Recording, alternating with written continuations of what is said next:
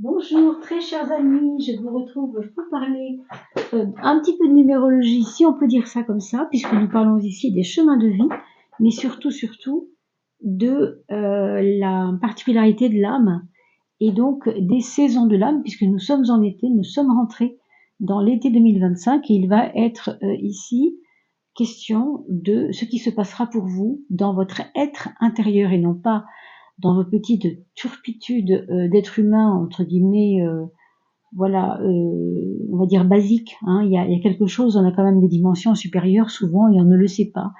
Mais voilà, je vous invite à un regard différent sur votre existence, sur le but de votre âme, sur ce qu'elle est venue chercher ici et peut-être sur l'étape qu'on va appeler été 2025, qui durera 3 mois et qui va être certainement, en tout cas je le pense, parce que c'est toujours une saison, c'est toujours un cran, si vous voulez, hein, de notre vie qui s'amorce. Et donc, parmi toutes les expériences que vous avez à vivre, eh bien, il y aura cet été certainement des choses du domaine intérieur. Pourquoi c'est important de parler du monde intérieur? Parce que tout simplement, vous êtes en face du monde extérieur, hein, la vie économique, politique, familiale, tous ces aléas qui font qu'on est un peu tiré à U et à dia. Rien n'est jamais tout à fait facile, tout à fait simple, et pourtant, ça fait partie de notre vie. Mais il y a aussi cette force intérieure. C'est un peu le pari de ces tirages, si vous voulez, c'est de réamorcer, réallumer la flamme intérieure à travers les saisons de l'âme. Et nous allons voir ici, bien sûr, ce qui va opérer pour vous dans le centre du je suis. Alors pour l'instant, on va déjà regarder comment vous êtes arrivé sur cette page, puisque vous avez trouvé un chemin de vie 7. Si vous faites le calcul avec moi et que ce n'est pas le cas, eh bien, vous changez de page et vous allez chercher le chemin de vie 3 ou le chemin de vie 5 ou le chemin de vie 1, bien sûr. Alors, prenons l'exemple de Roxane, qui est née le 16 mars 1984. On va prendre le jour de naissance et je vous invite à faire la même chose. Vous pouvez appuyer ensuite sur le petit stop de la vidéo pour pouvoir faire cela ensuite, pour être sûr de votre calcul. Donc le 16, ça nous fait un 1 plus 6 égale 7, d'accord? Et on va rajouter le mois de mars. C'est pas compliqué, le mois de mars c'est le troisième mois, donc 1, 2, 3, on rajoute le 3 ici. 7 et 3, ça fait déjà 10. Et si imaginons que vous soyez né au mois de novembre, pourquoi pas, donc vous avez novembre, deux chiffres, le 1 avec le 1. Donc 1 et 1, ça fait 2. On aurait rajouté, si vous étiez né en novembre, on aurait rajouté un 2 à la place du 3 ici à cause du mois de novembre. D'accord? Vous comprenez ce que je veux dire. Donc 1984, c'est l'année de naissance de Roxane. Donc 1 plus 9 égale 10, 10 plus 8 égale 18, 18 plus 4 égale 22. Et là, un 2 c'est quoi? C'est un 2 avec un 2. Donc 2 plus 2 ça fait quoi? Ça fait un 4. Autrement dit, le 7, le 3 et le 4, c'est pas le tiercé dans l'ordre, mais pourquoi pas? Alors 7 plus 3 égale 10 et 4, ça fait 14. Et le 14, comme vous pouvez le voir avec moi, c'est un 1 plus 4 qui fera donc un 5. En fait, il s'agit toujours d'additionner. Tant que vous trouvez du 9, vous pouvez les enlever dans le déroulement des calculs. Mais si vous trouvez un 9, à la fin, vous gardez votre 9, bien sûr, hein, puisqu'il y a aussi un chemin de vie 9. Les chemins de vie vont de 1 à 9. Pour l'instant, on ne fait pas des choses complexes, on essaie de garder les 9 chemins de vie principaux pour parler de l'été 2025. Si c'est pas clair, vous appuyez sur la vidéo, vous ramenez un petit peu en arrière et vous revoyez ce calcul, mais normalement, vous avez trouvé un 7. Alors, nous allons voir ensemble qu'est-ce qu'il est question de travailler le plus important pour vous. C'est drôle, dans la voiture en revenant tout à l'heure, je pensais à ça. Je ne sais pas pourquoi, c'est venu dans ma tête. Le plaisir. Je ne savais pas que je ferais le chemin de vie 7, mais j'avais cette idée du plaisir. Alors, le goût, c'est une certaine idée, je vais dire, sensuelle, sensorielle. Alors, vous allez me dire, pourquoi nous parlez-vous de l'âme?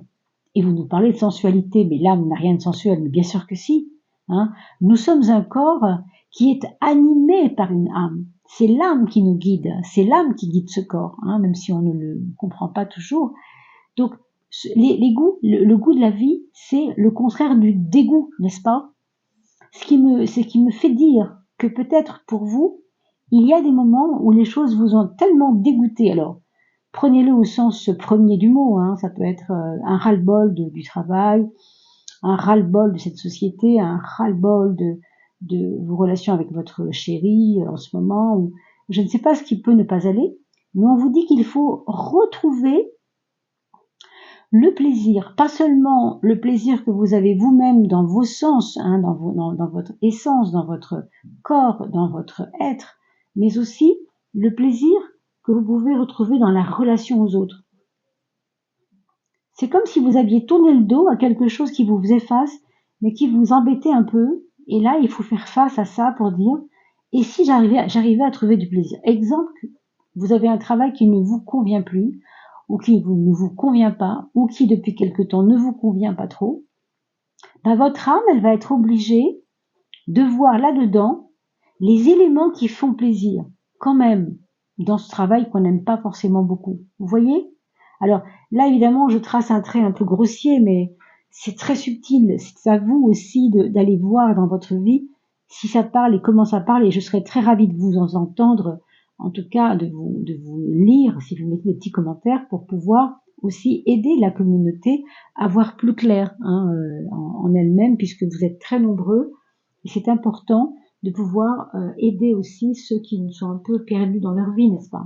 Donc à travers votre témoignage, ils peuvent peut-être se retrouver. Comment vous allez vous faire aider dans cette relation au goût des choses? Eh bien, on nous parle de pranayama. Je vais mettre un petit peu de lumière parce que le crépuscule est en train d'arriver. Le pranayama, qu'est-ce que c'est? C'est de la respiration. Déjà. Une respiration, vous savez, c'est l'aspect je me pose et enfin je deviens juste, on va dire, une espèce de tuyau de respiration.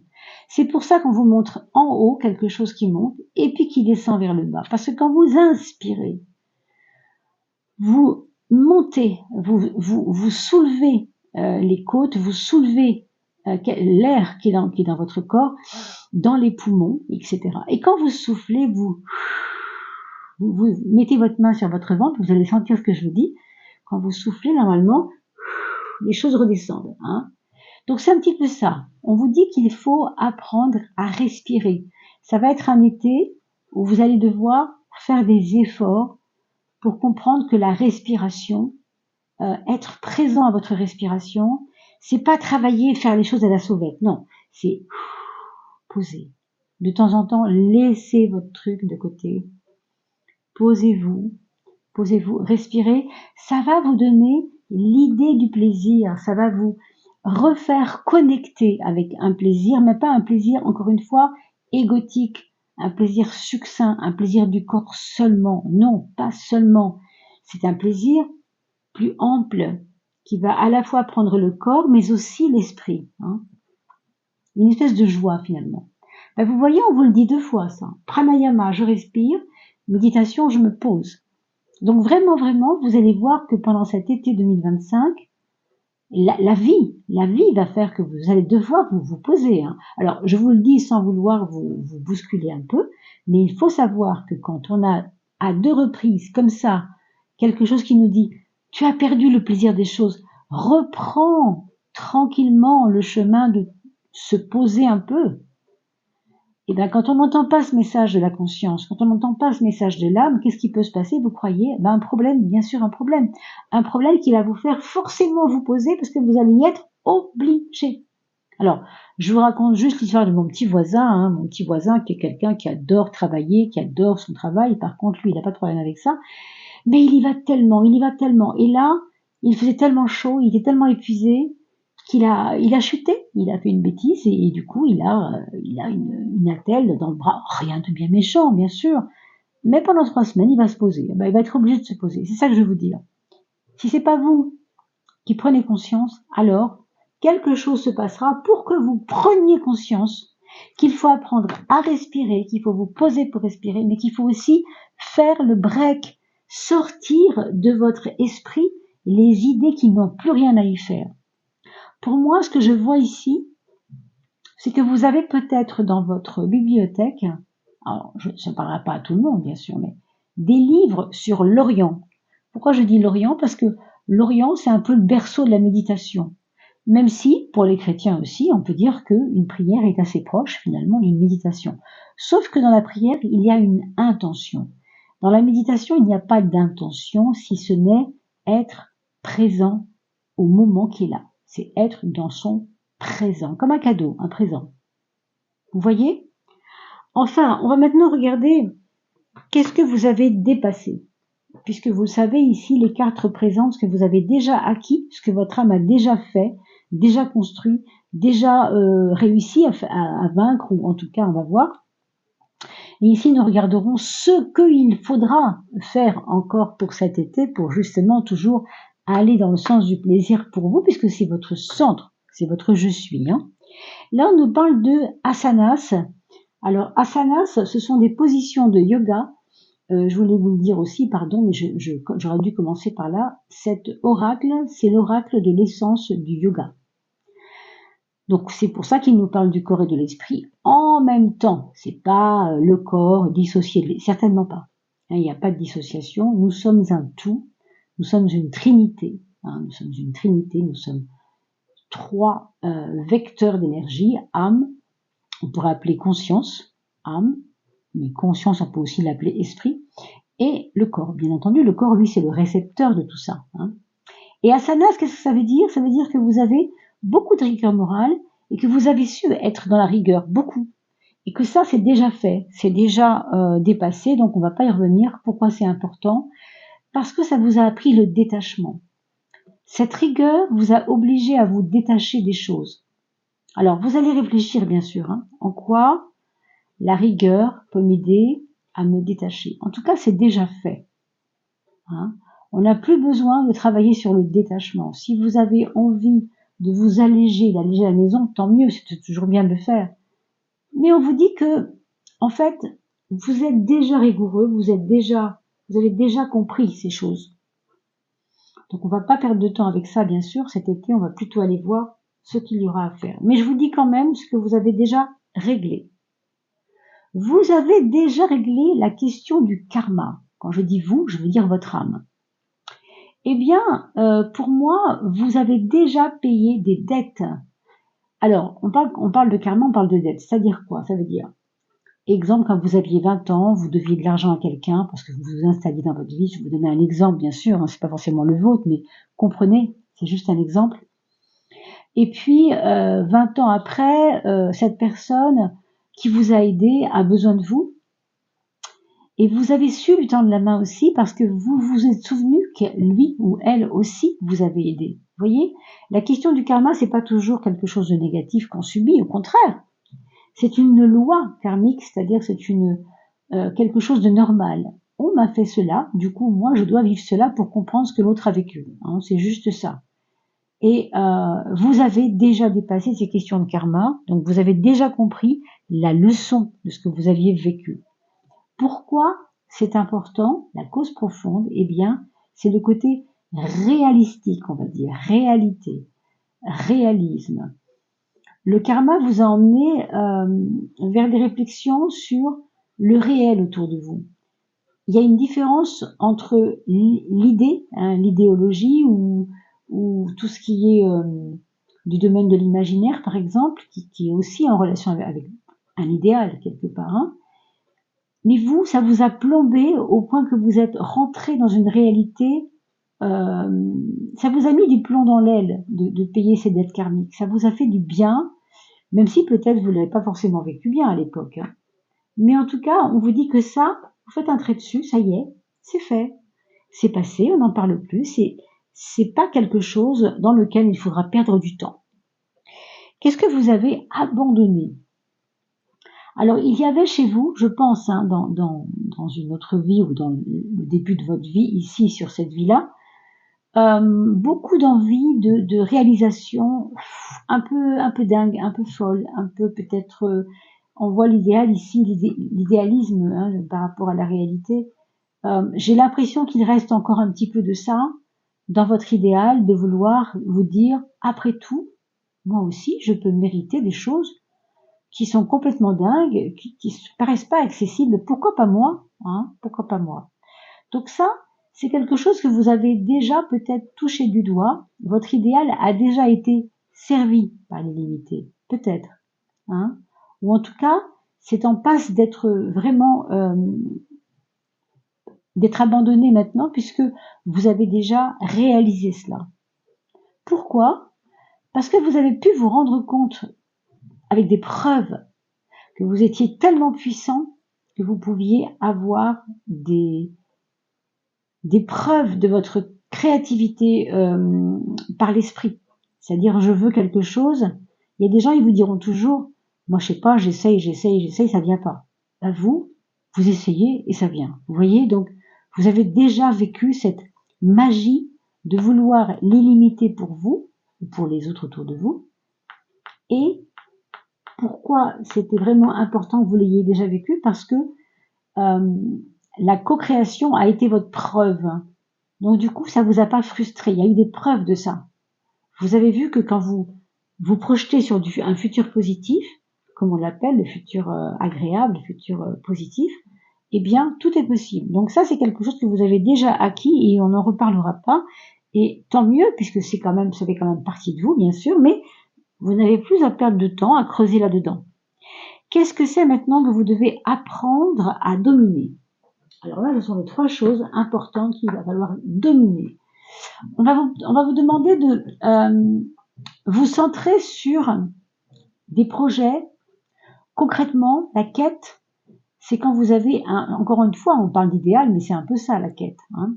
J'ai comme ça une grosse envie, un gros besoin, quelque chose qui me passionnerait, mon âme serait heureuse d'avoir du plaisir là-dedans, il y a toujours cette quête du plaisir. Alors c'est pas la quête du plaisir directement, c'est un plaisir que vous devez retrouver, on l'a vu tout à l'heure, mais parce que vous devez, ça réussira, pardon, si vous arrivez à dominer vos besoins un peu, bah, ça fait penser un peu à l'illimité quelque part. Hein. Quand vous voulez trop de choses, on est moins sûr que ça arrive. Si vous restez concentré sur 2 ou 3 choses, peut-être que là ça marchera mieux. Peut-être une seule chose, la quête. Qu'est-ce que c'est le sens profond? Eh bien, c'est Atman. Alors, Atman, c'est on va dire la dernière étape vers le samadhi. Alors, le samadhi, c'est quand on n'est plus incarné, on a reçu une lumière intense qui nous fait partir de l'autre côté du voile, ce qu'on appelle la mort pour nous ici, mais qui est en réalité la suite. Hein. Atman, il n'est pas encore là-dedans, mais il se prépare à ça. C'est-à-dire que il y a quelque chose chez vous qui est grandiose, qui a envie de grandiose, mais ça ne m'étonne pas avec l'illimité, hein, et la co-création, c'est fort, c'est puissant chez vous. Vous savez ça, vous avez déjà pratiqué des choses. Mais on vous dit que c'est comme si la quête, ce serait le cheval, si vous voulez, avec la fronde et le côté harnaché. Et Atman, ce serait le chevalier. Donc le chevalier, il est prêt, il est OK, mais le cheval, il sait pas où aller. Voilà. Donc le problème, c'est que la quête, c'est dites à votre cheval où vous devez aller. Parce que le chevalier, il est prêt. Hein. Ça, c'est clair qu'il y a quelque chose comme ça ici. Donc recentrez-vous, c'est ça qu'on peut dire. En tout cas, pour cet été 2025, vous aurez à vous recentrer. Et puis on l'a vu ici, surtout avec la respiration. C'est vrai, méditation, c'est très centré, très très centré sur soi. Alors, bien sûr, c'est l'été et on a envie de batifoler, ce que je comprends, et on a le droit aussi. Hein, donc, vous allierez les deux comme vous le voulez. Hein. Vers quoi devez-vous vous élever pendant cet été 2025? Ici aussi, on va parler de un sens, comme le goût par exemple. Là, on a l'odorat. Mais il faut comprendre que ces cartes sont porteuses de symboles très puissants et au-delà du sens des 5 sens. Je veux dire par là qu'on est dans un plus haut que ça. Et que donc, si vous voyez un nez avec un odorat, c'est pour vous parler de votre flair, de votre intuition. Vous savez, quand on dit « moi, j'ai du pif », vous voyez, j'ai du pif, je sens les occasions. Alors, peut-être que vous êtes en train de chercher des occasions. Alors, peut-être des occasions par rapport à un travail, des objets, le meilleur moment pour les vacances avec votre petite chérie. Il y a peut-être pour vous cette préoccupation d'avoir avoir du flair, avoir je veux pas quelque chose de médiocre, quoi. Je veux avoir du flair pour que ça m'emmène vers quelque chose de beau. Et pourquoi? Quels sont les réseaux profonds? Waouh! Alors samadhi, on en a parlé, hein. Vous aviez déjà Atman, le chevalier, avant le samadhi qui est la quête réalisée pleinement, et donc on passe de l'autre côté puisqu'on a réalisé notre vie, hein, quand même. Ici, c'est le samadhi qui est la cause profonde de cet odorat, de ce nez, de ce flair, de cette intuition par le nez, enfin je veux dire on se trompe pas, quoi, on n'a pas envie de se tromper. Bref, c'est ça en fait le samadhi, c'est parce que vous ne voulez pas vous tromper. En fait, vous vous sentez tout près d'un but. Je ne sais pas de quoi il s'agit, hein, mais ça a l'air intense. C'est comme si vous aviez bûché longtemps sur quelque chose et que vous ne l'obteniez pas. Et là, il est à votre portée, hein, mais vraiment, il est à votre portée. Je ne sais pas de quoi il s'agit, hein, mais votre flair va vous y emmener. Ça, c'est clair. Faut pas que vous ayez peur de votre flair. Vous ne pouvez pas vous tromper. Vous êtes en train de développer cet odorat. Et c'est pendant cet été 2025 que vous allez sentir cette fibre intuitive vraiment se développer énormément pour vous conduire vers plus grand que vous, plus immense que vous. Je ne sais pas de quoi il s'agira, mais c'est énorme. Donc, on a parlé d'Orient tout à l'heure. Oui, vous allez avoir des révélations par rapport à des choses du domaine spirituel. Je ne sais pas, hein, de quoi il s'agit. Qu'est-ce qu'il reste à renforcer chez vous? Alors, vous êtes peut-être quelqu'un de fougueux, peut-être. Si c'est le cas, on vous parle de maîtriser vos sens. On a vu tout à l'heure, il y en avait deux ici, goût et odorat, mais il y a aussi la vue, vous savez, tout ça, le toucher, etc., qui ne sont pas sortis, mais peu importe. La maîtrise des sens, c'est vraiment quand je ne laisse pas mon corps être comme un objet livré à lui-même. Non, il y a une âme là-dedans. Il y a une âme qui guide ce corps.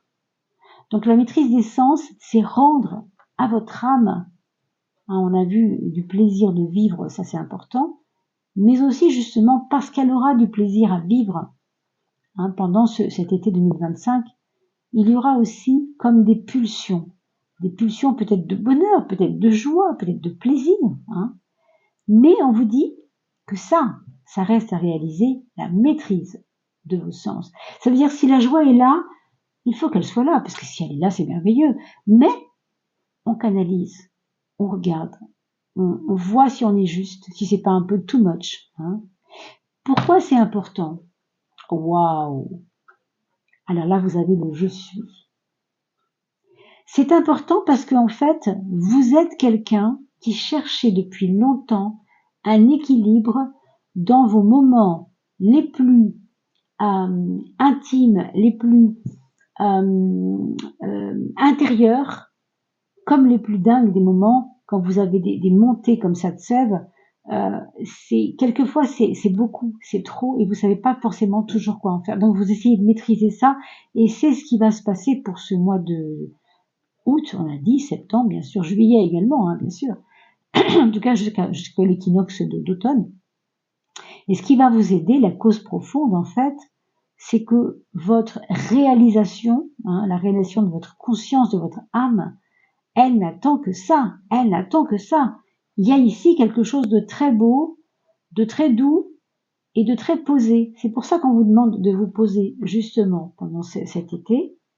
Ça n'attend que ça, cette chose, ce qui est peut-être votre puissance de conscience, j'ai envie de dire, elle n'attend que ça, que vous maîtrisiez vos sens pour mieux aller dans le sens d'une joie, si vous voulez, d'une joie dans le plaisir, mais quelque chose qui est quand même à la fois calme et à la fois posé, respiration, se poser, ne pas penser, laisser faire, être dans la douceur. Tout ça, c'est juste merveilleux, hein.